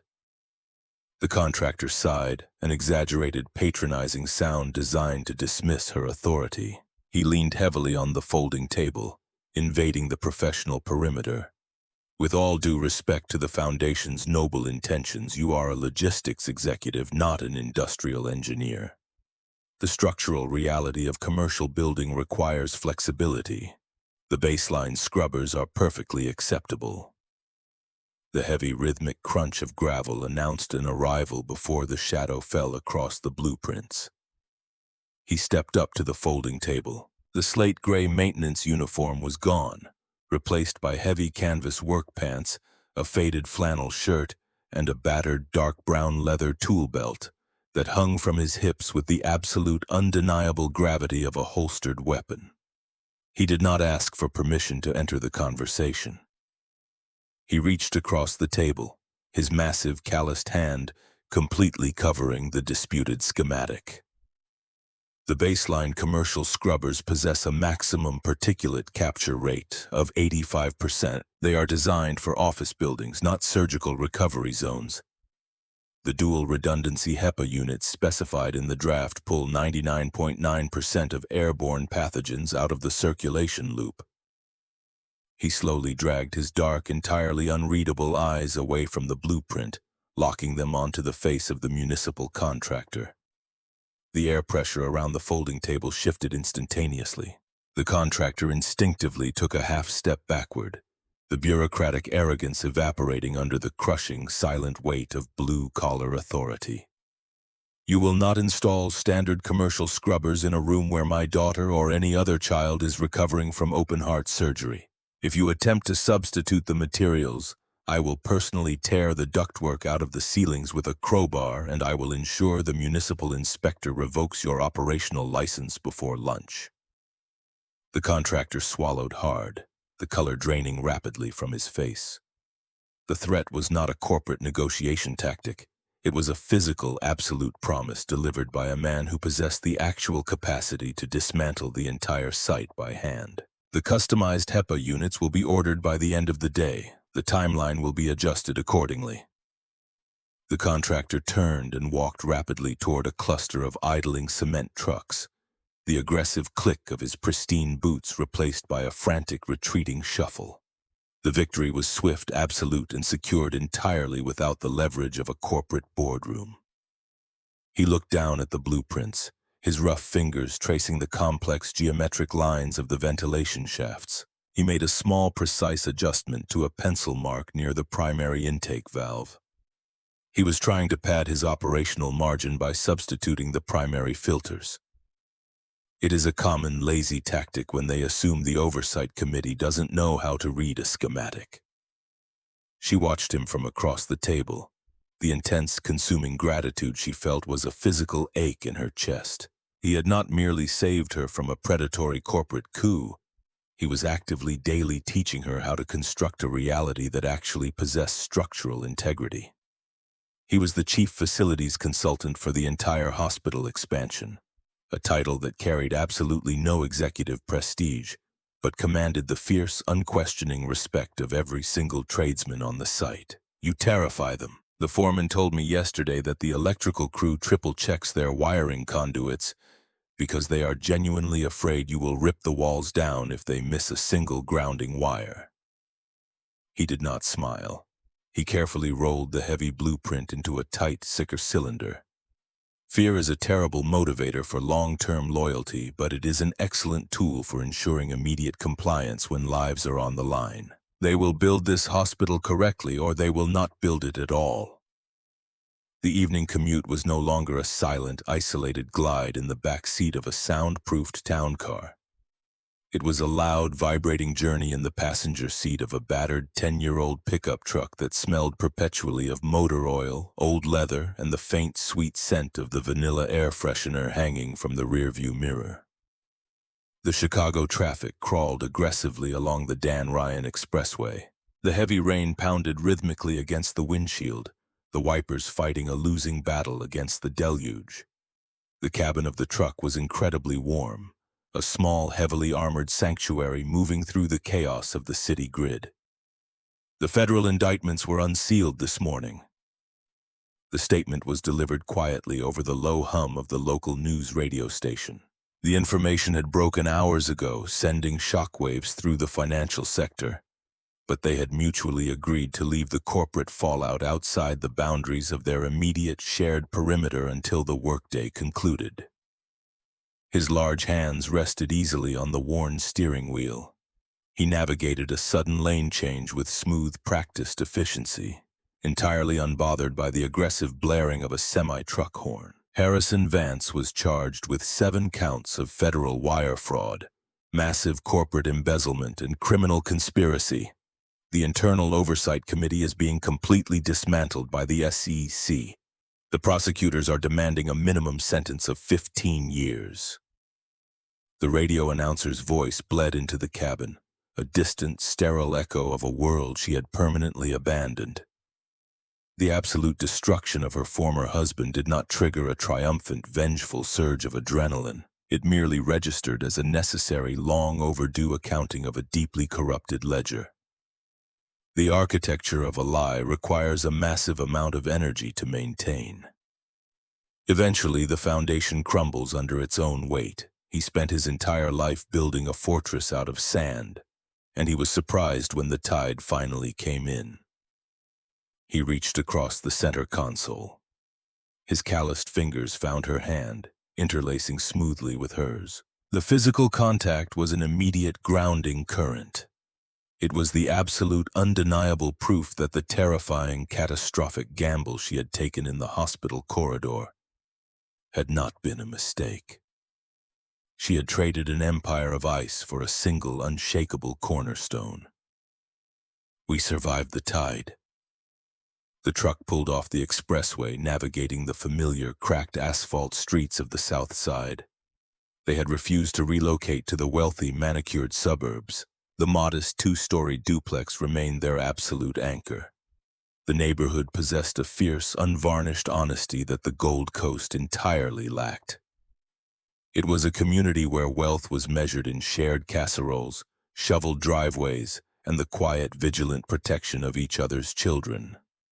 The heavy oak door clicked open, releasing the frantic, chaotic energy of a healing household. 18 months had passed since the terrifying, desperate hours in the pediatric intensive care unit. The transformation was not merely medical. It was a profound, explosive resurrection. Chloe came sprinting down the narrow hallway, the hardwood floors protesting under the rapid, heavy strike of her sneakers. The oversized, suffocating orange coat had been permanently retired. She wore a bright, chaotic explosion of mismatched colors, a purple sequined skirt over denim jeans and a t-shirt displaying a fierce, roaring Tyrannosaurus Rex. I built a fully functional kinetic energy transfer system in the backyard using 3 empty paint buckets, a jump rope, and the neighbor's garden hose. The declaration was breathless, delivered at maximum volume, vibrating with absolute unstoppable vitality. The faint, terrifying rasp in her breathing was completely, permanently gone. The only remaining physical evidence of the war she had fought was a thin, fading silver scar running down the center of her sternum. It was not a mark of fragility, it was a deeply respected badge of survival. He dropped his heavy leather tool belt onto the floor by the entryway. He dropped to one knee, catching the sprinting, chaotic missile in a massive, encompassing bear hug. He lifted her effortlessly off the floor, burying his face in her hair. A kinetic energy transfer system. Did you manage to transfer the water from the garden hose directly into Mrs. Gable's prized rose bushes again? Chloe giggled, a bright, crystalline sound that bounced off the walls of the small house. It was a sound that had been fought for, bled for, and secured through absolute, unwavering sacrifice. The roses required maximum hydration. I was conducting a critical environmental intervention. The scientific method demands rigorous field testing. She squirmed out of his grip, immediately launching herself toward the woman hanging her damp denim jacket on the heavy brass coat rack. The collision was fierce and unapologetic.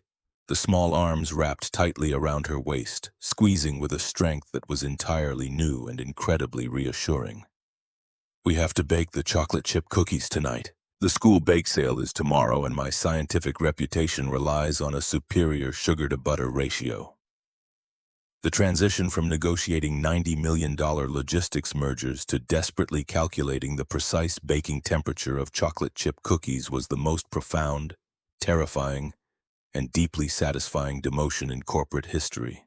The absolute, unshakable reality of the small, chaotic kitchen held infinitely more intrinsic value than the entire glittering expanse of the Sterling Tower apex floor. The sugar-to-butter ratio will be mathematically flawless. We will deploy the industrial stand mixer. The kitchen became a war zone of flour, aggressively beaten eggs, and the sharp, distinct smell of melting chocolate. He did not participate in the baking. He sat at the chipped formica table, a cracked ceramic mug of dark coffee resting in front of him. He watched the chaotic, flour-dusted interaction between the two most important people in his universe. The heavy, dark perimeter that had guarded his eyes for 3 long years was completely, irrevocably dismantled. The grand opening of the pediatric cardiology wing occurred on a crisp, violently clear Tuesday morning, exactly 2 years after the devastating failure of Elevator Car 4. The event did not resemble a standard, sanitized corporate ribbon-cutting ceremony. There were no imported champagne flutes, no bespoke Italian suits, and absolutely no sycophantic performative speeches delivered by wealthy board members entirely disconnected from the reality of the ward. The massive concrete courtyard outside the new facility was crowded with the actual breathing infrastructure of the city. Union electricians, municipal plumbers, off-duty trauma nurses, and dozens of exhausted, profoundly grateful working-class families filled the space. The atmosphere was charged with a heavy, deeply emotional resonance. It was a monument built by the trenches, for the trenches. She stood on the raised wooden podium.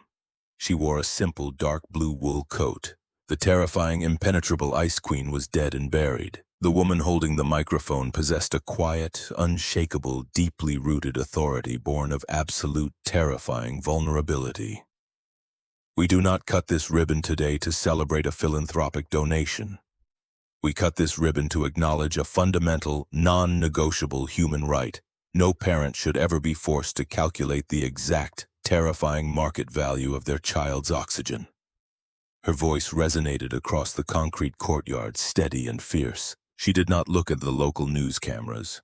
She looked directly into the crowd, her eyes finding the specific faces of the people who had built the walls and laid the conduit. This building is a fortress, but it is not built to keep the world out. It is built to keep the vulnerable safe. It was constructed by the calloused hands of the laborers, the technicians, and the fathers who absolutely refuse to bend their spines when the world demands that they break. She stepped away from the microphone. She did not grab the oversized ceremonial scissors. She turned and gestured toward the front row of the crowd. Chloe walked up the wooden steps of the podium. She wore a bright yellow dress, her dark eyes wide and incredibly serious. She took the heavy red velvet ribbon in one hand. She grasped the oversized brass scissors with both hands, struggling slightly with the weight, her face locked in an expression of intense, absolute determination. With a sharp, clumsy, incredibly beautiful motion, she severed the thick ribbon.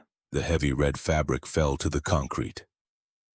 The applause that erupted from the courtyard was not the polite golf clap response of a corporate gathering. It was a deafening, roaring, overwhelming surge of raw, unvarnished victory. It was the sound of a community recognizing its own survival. He stood at the very back of the courtyard, leaning heavily against the brick wall of the hospital. He wore the slate-gray maintenance uniform. The heavy canvas tool bag was slung securely across his broad chest.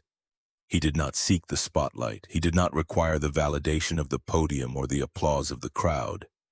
His dignity was an internal, self-sustaining architecture.